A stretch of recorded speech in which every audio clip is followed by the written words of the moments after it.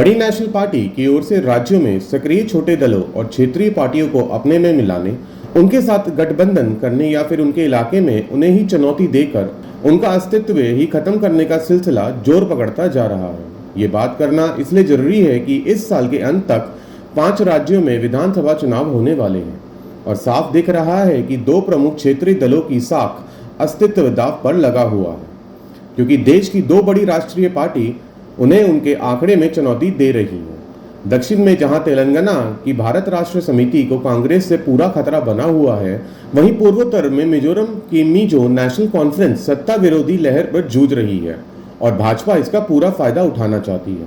आपको बता दें कि 5 राज्यों में होने वाले आगामी विधानसभा चुनावों में 3 में तो भाजपा और कांग्रेस सीधे मुकाबले में है, लेकिन तेलंगाना में हाल में हुई राहुल और प्रियंका गांधी की विशाल रैलियों ने वहां के मुख्यमंत्री केसी चंद्रशेखर राव की रातों की नींद उड़ा दी है और उन्हें अपना अस्तित्व ही खतरे में नजर आ रहा है। वहीं मिजोरम में सत्तारूढ़ MNF ब्रू आदिवासियों को लेकर परेशान हैं, जो रिफ्यूजी कैंपों में रह रहे हैं। इनकी संख्या करीब 40,000 है। पिछली बार इन्होंने त्रिपुरा से बैलेट वोट किया था, पर इस बार केंद्र सरकार और त्रिपुरा सरकार ने अपनी रिफ्यूजी नीति बदल दी, जिसके चलते इनको डर है कि त्रिपुरा सरकार धन और बल की ताकत पर इनके वोट का दुरुपयोग कर सकती है।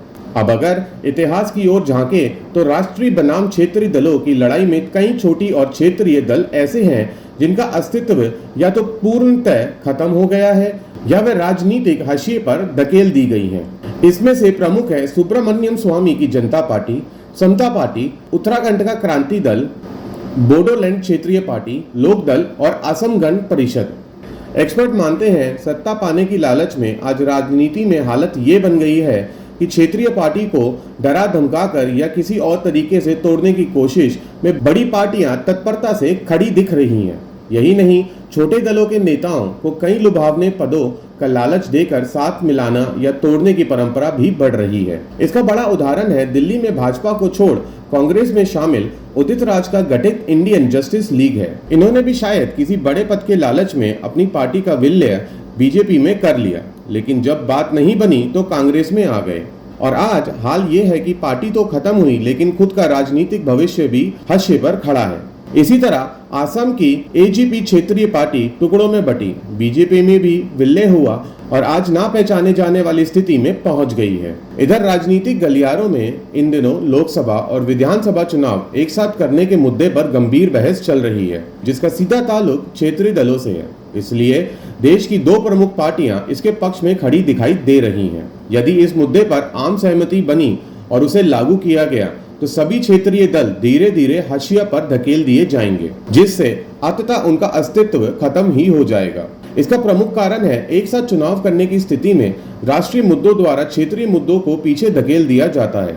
एक साथ चुनावों के पक्षधरों का मानना है कि अब तक उपलब्ध सबूतों के मुताबिक 111 ऐसे उदाहरण सामने आए हैं जहां विभिन्न सालों में विभिन्न राज्यों में हुए चुनावों में राष्ट्रीय पार्टी ने 367 सीटों पर चुनाव लड़ा और 263 पर जीत हासिल की थी। यह भी देखने में आया है कि जहां जहां विधानसभा चुनावों लोकसभा चुनावों की 6 महीने बाद हुए, वहां लोकसभा चुनाव जीतने वाली पार्टी ने जीत हासिल की।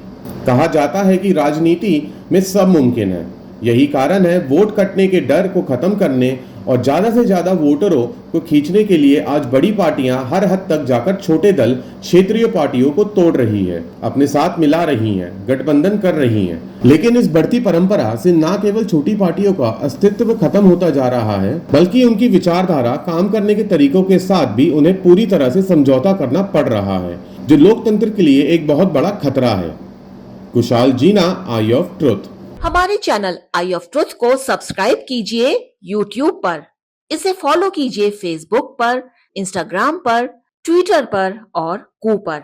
हमारे चैनल के बारे में फीडबैक देने के लिए हमें मेल कीजिए ioftruth.6@gmail.com पर।